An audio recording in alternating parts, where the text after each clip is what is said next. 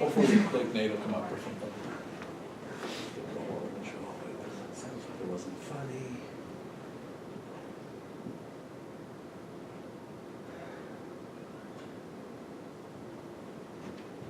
All I know is I put on weight, I blame it on my thyroid.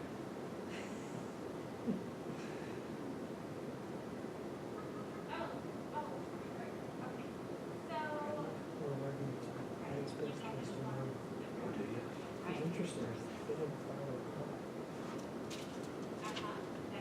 Don't you win automatically? They did the I mean, initial motion. They what? They did the Oh, initial motion. gotcha, okay. The sort of bottle, okay. Oh, and this is on the exfoliation. Yeah, that's silly. Insulting, really.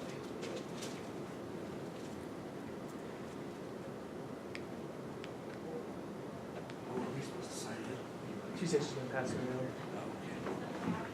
Boy. That's not what they do. We're waiting. It's recording. Okay, so we are going to go ahead and get started. Lisa Bird is here today from Dr. Major's office to talk to us about our thyroids and give us some more information about that. I'm going to start the sign-up sheet. Make sure you sign it. Other than that, we're just going to turn the time over to Lisa. Hi again. I don't know, how many of you were here last time I came? Nobody, all right. It's like a whole new thing, you're gonna make a new impression then. Good. So, my name's Lisa, I'm the physician assistant, one of the physician assistants with Dr. Major. Our main office is actually down in South Ogden, but we come up to the Brigham Hospital here and we see patients, and Dr. Major does surgery up here as well. So that's kind of how we got hooked in to come and see you guys today. And it sounded like there were people who were interested in hearing about thyroid issues, so that's what we're going to talk about today. So in case you're not aware, the thyroid is a gland in your body. Glands are things that produce hormones, and this one is right in front of your windpipe, your trachea. It's right at the bottom of your neck, kind of right above this little notch right here that's kind of sensitive there. Most of the time you can't feel your thyroid, and that's normal because it's sort of flat and it's smooth, and those are the kind of things we expect. But sometimes if your thyroid's enlarged or if you have issues going on, then you can feel it, and that's a little bit more abnormal.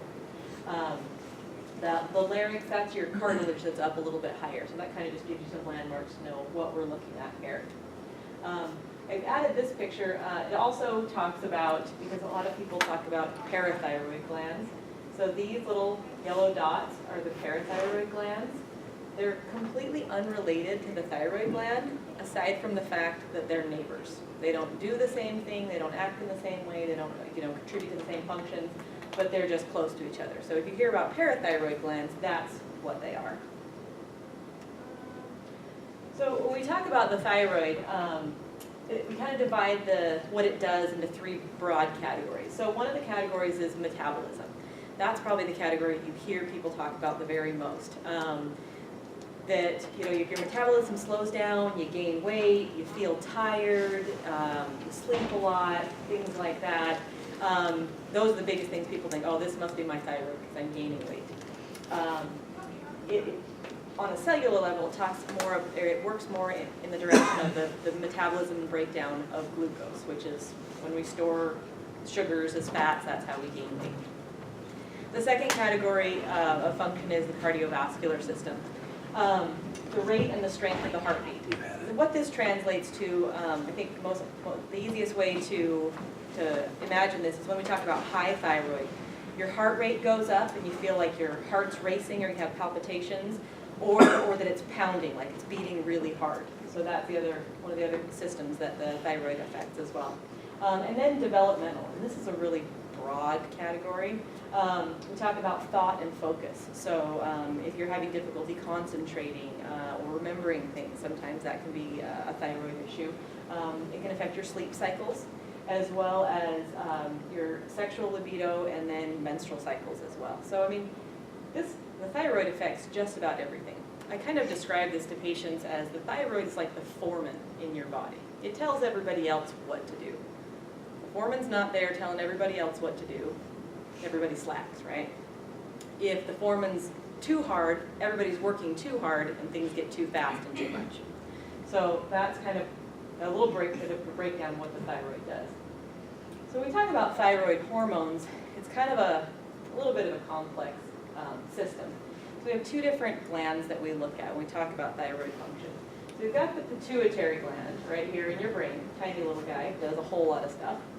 And the pituitary gland produces this hormone we call TSH. So if you've ever gone to your doctor and had your thyroid checked, probably 99% of the time, this is what they checked, is your TSH, which is the hormone that comes from your pituitary.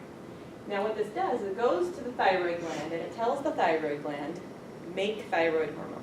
And thyroid hormone is T3 and T4. Then the T3 and T4 go around, they circulate in your blood, and eventually go up, back around, because blood goes to the pituitary gland. And the pituitary gland kind of takes a reading and goes, oh, okay, looks like we've got enough T3 and T4. We're putting out just the right amount of TSH. If the pituitary gland is getting different signals, oh, too much or too little, then it has to adjust the amount of TSH that it's putting out. But the TSH is actually the most accurate and kind of the quickest lab that we can do to look at your thyroid function, which is why we do that. It's usually more accurate in terms of function than if we were testing the T3 and T4. There are times that we do those, but that's why as a screening we look at the TSH, and following medication and things like that we follow the TSH. So the TSH and the T3 and the T4 have this inverse relationship, meaning when one of them is going up, the other one is going down. So a lot of people will get confused and they'll look at their labs and they'll say they went into your doctor and said, you know what, I'm really tired. They did your labs and your TSH was high, it was 10. It should be between about 0.5 and about 4.5. When the TSH is high, that's because that pituitary gland is realizing, oh, we're not having enough T3 and T4, I better send more messages. More messages and more messages to the thyroid gland, say, hey, make more thyroid hormone, make more thyroid hormone. So that TSH number is going to go up because the readings that the pituitary gland is getting back are too low. And on the other side of that, if there's a ton of T3 and T4 in the blood, then the pituitary gland is like, whoa, I don't need to send any more messages, I don't need to send any more signals, I can really back off and that TSH level drops. So when you get your labs back and you see that your TSH is high, that translates to the thyroid hormone in your blood is low. Does that make sense? When the thyroid makes the thyroid hormone, it makes about 20% of the hormone called T3, and it makes about 80% of this hormone called T4. The T3 is the actual active thyroid hormone. That's the one that goes around and does the work. So there's a metabolism process where that 80% T4 is converted into T3. So this is kind of, when you see those labs and when you see those results, this is kind of what you're looking at. When we talk about thyroid disorders, we have two categories. It's either too high or it's too low. So low is the most common. The most common cause of low thyroid in the world is iodine deficiency. We don't have that problem. We have proper nutrition, we have clean water, we have salts, iodized, and so that's not our issue. So then here in the US, our most common cause of low thyroid is Hashimoto's thyroiditis.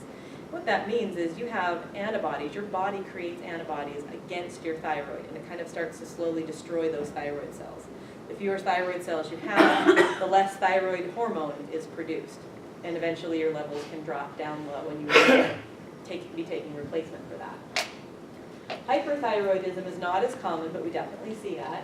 That's when your thyroid levels are high. Most common cause of this we see is Graves' disease. You've probably heard of that or know somebody who's heard of that. I'll talk about that in just a little bit, some of the symptoms that we see with that. One of the other things that we see, an issue with the thyroid, is thyroiditis. Basically that means it's an inflammation of the thyroid gland. Sometimes it can be a viral issue, sometimes it's from some antibodies attacking it, but it's like an injury. So you get swelling and you get pain and soreness and things like that. So that's sort of a different issue than the low and the high, but that's something we can also see with thyroid. problems. So when you have hypothyroidism, again, this is the most common, so, probably most people at least thought of this at some point or another. Said, okay, I'm really tired. I'm cold all the time. Cold in relation to everybody else in the room is comfortable and I'm cold, kind of thing. Weakness, like just being fatigued, your muscles are just not able to do what they want to do. Constipation, because your GI system slows down. Everything slows down. Hair loss, because your hair follicles are not producing hair cells as quickly. Loss of libido, menstrual irregularity. You can lose your periods entirely, or you can just become completely irregular with those things. So again, you can see how broad the categories are of symptoms with this. So, and you can also see that, there's a lot of things that can cause constipation, for example. Poor diet, medications, thyroid problems. So, when we have some of these symptoms, you don't have to have all of these symptoms to have low thyroid, but when you have some of these symptoms, it's always worth checking, doing some lab work to see if that's an issue. And if your labs come back normal, then you can be assured that at least the thyroid's not causing the problem. Hyperthyroidism, this is where the Graves' disease comes in. So remember I was talking about the cardiovascular system, how it affects the rate of your heart and how hard it's beating. So palpitations, feeling like your heart is racing, like it's fluttering, like you're nervous, anxiety, not being able to sleep. And this eye disease, this is specific to Graves' disease, and this is a pretty severe case, obviously. But you actually get deposits back behind the eye that push the eye forward. And if you get to where this is happening, even if you start treating the levels, this doesn't go away. So, if you're suspecting that you're having some of these issues, you want to get checked for it sooner rather than later before you get to this point, because it can cause other problems with your eyes for sure. So, most people I'm sure have heard the word goiter before, and this is what we all picture. This poor lady in some third world country with this gigantic growth on her neck. Goiter is just a word that we use to describe an enlargement of the thyroid gland. And that may be an enlargement that, only we can feel. It may be an enlargement that we can hardly even feel, but we can see on exam, like on ultrasound or something. This is obviously an extreme case. You can see goiters either in hypo or hyperthyroidism. So if it's low or high, you can have goiters. So having a goiter doesn't tell you one way or the other what your thyroid function is. And inside the goiter, sometimes we see a goiter where just basically all of the thyroid tissue is enlarged itself. Sometimes we see goiters where it's like you've got a nodule, which is like a lump or bump inside there that's kind of separate from the thyroid. Or you can have lots of those as well. So you can see she's got, obviously, these lumps and bumps in here as well. So when we talk about testing your thyroid, we look at it in two different ways. So the first way is looking at the functional ability. So that's what the gland is actually doing on a microscopic level. So that's when we look at, like I said, the TSH. That's not from the gland, but it's a production of the feedback from that gland. Your T3 and your T4 levels that we talked about. And the other thing that we can test for is the autoantibodies. And those are things that we specifically look for when we're suspecting there may be like a Graves' disease or a Hashimoto's disease kind of picture with this. Some of the research is showing that this is not as important as we maybe once thought it was, because we're realizing that the bottom line function of the thyroid is if you have enough thyroid hormone circulating in your blood. Whether it's coming from your thyroid or why it's low or why it's high is not as important as making sure that it's there. But we do still test for those, and at least we have some answers as to why you may be having some of those problems. So that's the thyroid function, and that's tested, all of those are blood tests. And then we look at the structural integrity of the thyroid, so how it's built, like on a macroscopic level. Is it too big? Is it too small? Do we have nodules in it? What's going on there? So we look at that. A lot of people will have different ways. They'll have had their thyroid tested in many different ways, sometimes incidentally. So the main way, the gold standard testing your thyroid structure is an ultrasound. That gives us the best idea of size, character, what the structure is, what do we see as far as, is it regularly composed or is it irregularly composed? If there's nodules, do they have fluid in them? Are they solid? That kind of thing. Sometimes we see a lot of people actually who've been in a car accident, and almost any time you're in a car accident, they put you in one of those seat collars, sometimes they put you on the board and ship you to the hospital. In order to get you out of that C-collar, most of the time they have to do like a CAT scan of your neck, just to make sure there's not a neck injury or a head injury, depending on what your trauma was. And during those CAT scans, oftentimes people will have thyroid nodules noted. I think it's about 30% of the population has thyroid nodules at any given time. So if we ultrasounded 100 people, 30 of them would have thyroid nodules. So a lot of times people have nodules and don't even know it, and it takes something sort of catastrophic or incidental to find these thyroid nodules. And then they get sent to us to figure out if we need to worry about these nodules or not. So when we look at the nodules, one of the things we're talking about testing is we can do a biopsy of those nodules. And that involves using the ultrasound machine. In our office, I do the ultrasound. Using the ultrasound machine to locate the nodule, and then using a needle to go into that nodule and taking a sample out of some of those cells to then evaluate with pathology to see if it's something that we need to be more concerned about or less concerned about. So when we talk about nodules in your thyroid, we talk about risk factors. We, as ENT, we do surgery. That's kind of a big thing. We do lots of other things, but we're surgeons as well. And Dr. Major does all the surgery in our office. I actually go in and assist when we do thyroid cases for the most part, unless we're up here in Brigham. But we look at lots of different factors to see if we can avoid doing surgery. Because if we can avoid doing surgery with anything at any time, that's always better than having to have surgery. So we look at different factors to let us know if we're going to be more worried or less worried about these nodules. So if you come in and you have a thyroid nodule, we look at your age. If you are younger than 40, that makes us less concerned. If you are over 40, that makes us more concerned. So that's one little risk factor. How many nodules you have. Interestingly enough, if you've got one nodule, that makes us a lot more concerned than if you have, say 5 or 6 or 7 nodules, or even 2 nodules. Because that shows that just one focus is increasing in size rather than just kind of the whole character of the thyroid being lumpy and bumpy. If you are male, we actually get more concerned because men have a higher incidence of having a thyroid nodule be cancerous rather than a female. Females have more thyroid nodules, but few of them are cancerous. And then the size of the nodules. So if your nodule is smaller than 2 centimeters, then we get less concerned. If your nodule is larger than 2 centimeters, then we get more concerned. Nodules need to be about 1 centimeter before we can look at doing a biopsy. And then the fifth factor that I don't have up here goes back to that biopsy. So a lot of times you come in and we'll talk about, okay, you've got this nodule and here's your risk factors.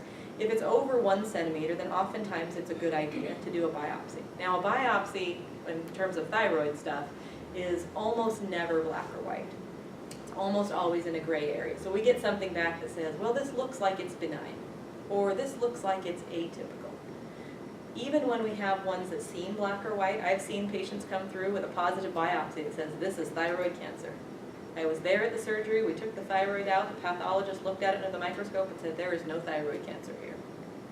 So again, always a gray area, but we take it into account. If the biopsy comes back and it's, normal or benign, then we say, okay, we're less concerned about this.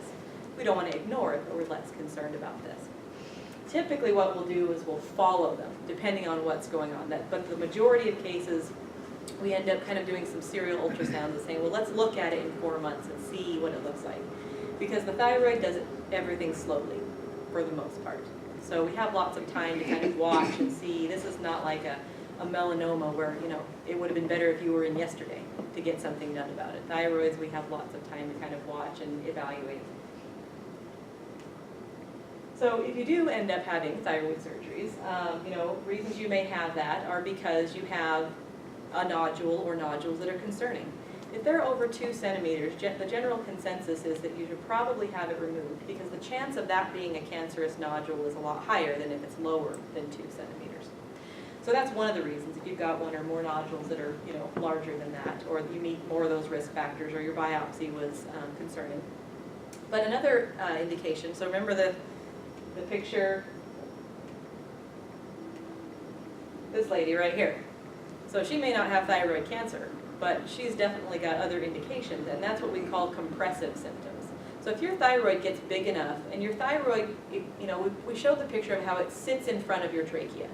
So your trachea is your windpipe, directly behind your trachea is your esophagus. Your thyroid kind of wraps around your trachea, And if it gets big enough, it can start wrapping around and pressing into your esophagus. So that'll give you problems swallowing. Sometimes it can give you like, shortness of breath or feeling like you can't catch your breath. So those are some of the compressive symptoms. And in which case, even if cancer wasn't an issue, that we would want to do surgery to remove that so that your quality of life is better. Sometimes we see one side of the thyroid get really enlarged and the other side is normal, but that one enlarged side will actually push the windpipe over to one side, also causing some breathing difficulties, which would be an indication for surgery. What's that? So anytime we have surgery, there's always risks. There's always risk of bleeding and there's always risk of infection with any surgery that you have. With almost every surgery that you have, you're given IV antibiotics, during the procedure, sometimes afterwards. So risk of infection are pretty slow when we use, sterile procedures, which we do. Risk of bleeding, this is not a hugely vascular area. There are some small blood vessels in the thyroid. Most of them are cauterized. Sometimes they're tied off, but bleeding is not generally a huge risk, but it always is a risk with surgery because we're cutting into your body. Probably the biggest risk that we see with thyroid surgery is risk to what's called the recurrent laryngeal nerve. So you've got this nerve that comes down from your brain and comes under and then goes back up to where your vocal cords are, which is right about up here. And the thyroid actually sits right on top of that. So taking a thyroid out in itself is not a big deal, but because we have to go in, the biggest part of the time that we spend when we're in surgery is finding that nerve and protecting it. And one of the things that we do in surgery to help with that, we have special tools that, this nerve monitor machine that we hook up, and it finds your nerve and it helps to monitor if there's any impulses, if there's any contact with that nerve that goes on, we can see that. And we can also, after the thyroid's removed, we can test the nerve directly and see on the machine that it's carrying its impulses. So if there's any issues, if there's damage to that nerve, even if there isn't damage to the nerve, sometimes you'll have some issues afterwards just because nerves are very sensitive and they don't like being touched or moved or anything being next to them. So you can have some hoarseness because that nerve comes down here and goes back up and controls that vocal cord. So if that vocal cord is having a weaker impulse or no impulse at all, then you're going to have some hoarseness. And even if that nerve is completely healthy, we noted on the machine, it can sometimes take days or weeks, sometimes even months for that hoarseness to come back. A lot of people don't have any hoarseness at all, but that's probably the biggest risk that we have in surgery. Very rarely that nerve will actually go through the thyroid, in which case, depending on what's going on, I've seen cases where, the patient has thyroid cancer, the nerve is involved, and that nerve has to go, otherwise the cancer is going to stay. The recovery from thyroid surgery is about 5 to 7 days. It kind of depends. When we talk about doing thyroid surgery, most of the time we talk about anticipating, at least, doing one side or the other. Because most of the time you don't have, the same nodules on both sides. Usually one side is bigger, one side is worse. And so we anticipate going into surgery, again, doing less is better. So if we can only take out half of your thyroid and you do fine, then that's great. So we'll do half of the thyroid, the side that's more concerning with the larger nodule. And while you're under surgery, while you're under anesthesia, we'll send that to the pathologist and have them do what's called a frozen section, where they actually look at it, it's kind of a quick and dirty test, but at least gives us a fairly good idea if there's cancer on the other, or in that side. If there's cancer in that side, then we go to the other side and take that out, because your risk is a lot higher of developing cancer in the side that remains. If it's normal, then we leave that other side for the time being while they run more tests on it. So if we take out only half of your thyroid, your recovery is about 5 days or so. Pain is fairly minimal. It's a lot of just soft tissue. You're kind of just a little bit tired from having surgery, a little bit sore. If you have the entire thyroid moved, then it's a little bit longer, usually about 7 days, because it does take a little bit more out of you. Sometimes you'll have a drain placed where that wound is, and so you'll have some fluid draining out of you. This person probably had their stitches out today.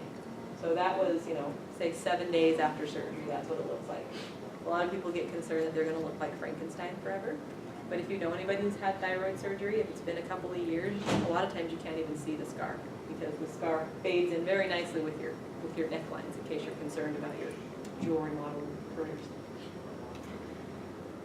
Any questions about any of that? Yes? So if the thyroid has to be taken out, do you have to take artificial hormones or something to replace the hormones that thyroid produced, or? So usually you only need about 30%, 30 to 50% of one lobe of your thyroid to give you enough thyroid hormone for your whole body. So if we go in and let's say one side of the thyroid needs to go, but you get to keep the other half, the chance is you probably won't need thyroid medicine to supplement that, because that lobe is capable, if it's healthy on its own, of producing an adequate amount of thyroid hormone. If we have to take the whole thing, then yeah, you'll definitely 100% need to be on thyroid hormone replacement. And that is a lifelong issue. It doesn't grow back, you don't produce it from anywhere else, it just comes from the thyroid. And thyroid replacement, usually we talk about, there's two different things that we look at. So levothyroxine or Synthroid is the most common thing. I guess I should say three things. Most common thing that you'll see is the Synthroid, the levothyroxine. That's basically synthetic T4. And that's what we get most of the time. It tends to work very well for people. We can regulate it. You know, it takes about 6 weeks after starting thyroid medicine before your thyroid levels are set where they're going to be. Again, the thyroid things happen very slowly. So if we start you on thyroid medicine, we don't want to check your labs again for at least 6 weeks, because otherwise we won't have an accurate picture. And then we'll kind of adjust that up and down as we need to get you to the right level. The second kind of thyroid medicine you may have heard of is called Armour thyroid. And it's a little bit different type of medication. It's sort of a second choice for us because it's a little bit more volatile, but some people don't tolerate the Synthroid as well. Their levels, you know, go up and down. They can't really get it set. So we'll try going to the Armour, and they just tend to tolerate that one a little bit better. The third type of thyroid medicine that we talk about is called Cytomel, and that's the actual T3. So remember, the T3 is the one that's active. And sometimes, those are the cases that, you know, we do more testing than just the TSH. We'll test the T3 and the T4. Maybe the TSH is okay, but you know, sometimes people are like, I'm still just tired, or I'm still just gaining weight, or I'm still just not feeling like I should be. Then we'll look at the T3 and the T4 and sometimes supplement the T3. Most of those cases are kind of post-surgical and kind of just to get you back to where you need to be. But there are a few people who need to be on that T3, you know, a little bit longer term. Any other questions? Yes? It seems like I've heard of free T4. Is that just T4 that's available to be made into T3, or? Yeah, it's T4 that's available to be used in the body. So some, like inside your bloodstream, you have proteins that carry stuff around. And if something is bound to a protein, then it's not available to be used. If something's floating free, then it's available to be used. So that'll be your free T4, what's available to be used, because that's a more functional level. And that's when we talk about looking at the T4, it's the free T4 that we look at to see how much of that is in there. Yes? So if you remove a thyroid, do you also then remove the parathyroid, since it's kind of in there together? We try not to. And that picture, I mean, that's a textbook picture of what the parathyroids look like or where they're located. They're not they're not supposed to be inside the thyroid, but sometimes they are. So if there's a parathyroid gland that's embedded into the thyroid and we take the whole thing out, then that one goes. Typically they're outside, you know, kind of the top around the corners. And when we're doing surgery, sometimes, you know, oftentimes we're able to identify what we suspect is parathyroid tissue, and we make sure we leave that in there. But when the sample is sent to the pathologist, they evaluate, you know, for cancer, they evaluate the nodules, they evaluate for any type of parathyroid tissue that they see in there. The nice thing is you've got 4 parathyroid glands, and if you lose one of them, then the other 3 do just fine picking up the load. If you lose 2 of them, same kind of thing. I mean, we like to keep as many as we can, but sometimes we do lose them, but not that often. The parathyroid glands, their job is to regulate calcium. That's 100% of what their job is. So I think that's why it's spread out a little bit, so that there's a backup system there. Any other questions?